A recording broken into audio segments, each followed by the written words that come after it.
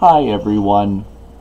What I want to talk about today is surviving the Thanksgiving to Christmas stress. And I hope there's something that I'll say in this video that will help make a difference for you at this time in your life. It really bothers me when people are suffering silently. If someone was in a hockey accident or had a bad car accident, it'd be natural to go to the doctor and get help. And I would encourage you, if you're really struggling badly, to get help from your local mental health unit or through your doctor. We're also not meant to be living our lives alone. And there's people in your life that genuinely care about you. I kind of understand what it's like because of the pain that I experience. The effect of pain on me makes it hard to focus when the pain's bad. It causes broken sleep. And it impacts what I'm able to do each day of my life. So I kind of understand what it's like, although I don't claim to be going through what people with depression or what you may be experiencing in the moment. What I wanted to share with you are some of the strategies that I use in managing what I'm dealing with in my day-to-day life that might help other people who are struggling.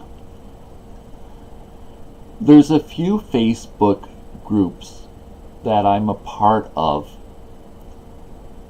They're specific to people who have hip and knee joint issues. And so these are people that are able to relate to what I'm going through because they're experiencing it. When my mom died back about 18 years ago, there were a handful of friends that were supportive to me while the college's counselor was helping me through it.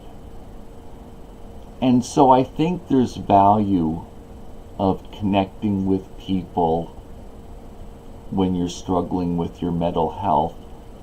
Not that they have the answer, but that they're on the journey with you. The same as some friends that were really good to me back at that time in my life. Another thing that really helps me a lot is cooking and freezing meals ahead of time. And why this helps is when my body is just wiped out from pain or from the broken sleep that I experience, there's still healthy food for me to be eating, and I'm living within my means. So the first part of this is taking care of my body so that I'm performing the best that's possible while being impacted by the effects of the chronic pain zapping my energy. It's also to avoid getting stuck into a cycle of living off of food that's not healthy. I'm not against, snacking on potato chips sometimes, or there's any other number of foods that are high in salt and high in sugar that aren't necessarily good for your body. I'm talking about this so you don't create further problems in your body when you're struggling because of poor diet, like high cholesterol, diabetes, obesity is another one. There's also the other problem of struggling to eat sometimes if you're really struggling. There's actually little tins you can buy almost the same size as soup cans that are packed full of nourishment. And I had to use these when I had a very severe case of pneumonia in my teens. And they certainly gave the essential nutrients that your body's needing when you don't have the appetite to keep up with what you would normally be taking in. Another thing that I've commonly done is I keep a list by my computer of what my current goals are. And most of these are short term, what I'm hoping to do during the next week or two. And then I usually have 2 or 3 projects I'm working on long term and what my goals are for myself for the next few months of my life.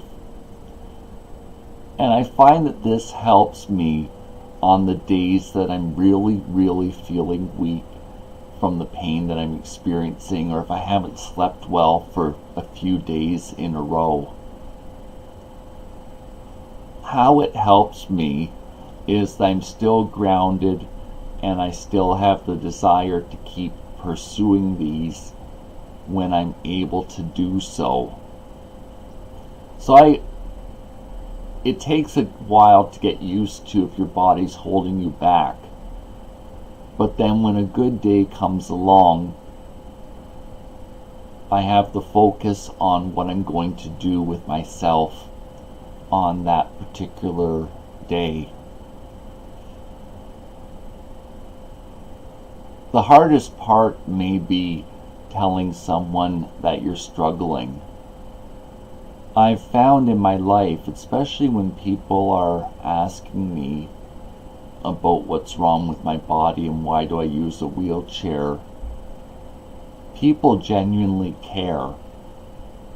Not everyone has a lot of time that they can listen, but if you're needing something in the moment, I've found that people are good about this.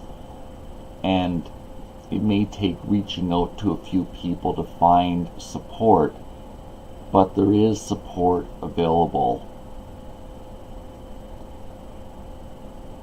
The final thing that I want to leave you with is that there's always a fresh tomorrow coming.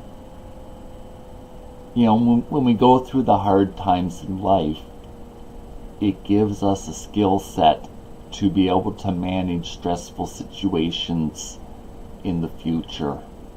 And there's been many times where I've drawn on this to get me through. You know, if my pain's been really bad and I've been stuck in bed for several days in a row, that it's kept me going to where I've got my pain back under control. And then as more difficult situations in life come up, it's easier making decisions of how to manage day-to-day life and not freaking out because of having a hard day. I sincerely want the best for you in your life. Again, I don't claim to have all the answers of what's going on right now or why, but if you keep persevering in life, there is a good life to be had and an enjoyment to be had after you work through or as you work through the hard stuff. Thanks for the time that you spent with me today. I really appreciate it. Bye for now.